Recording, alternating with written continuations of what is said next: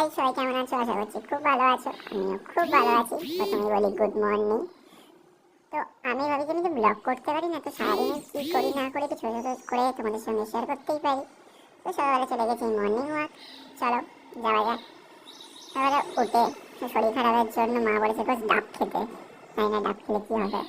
তো পেট ঠান্ডা করবে, সকালে ডাব খাচ্ছি আজকাল। ডাব খাচ্ছি।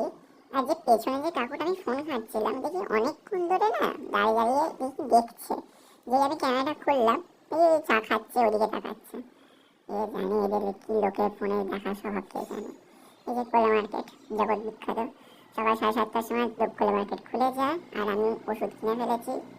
এটা কিনে না খেলে আমার চলে না। আর সে এইচএসসি স্কুল, অফ ভাই, মাধ্যমিকের সিট পড়েছিল, সেটা আলাদাই কাহিনী। আর এই যে ফ্ল্যাটটা দেখাচ্ছি দেখো, নামটা এত সুন্দর, আমার এত পছন্দের।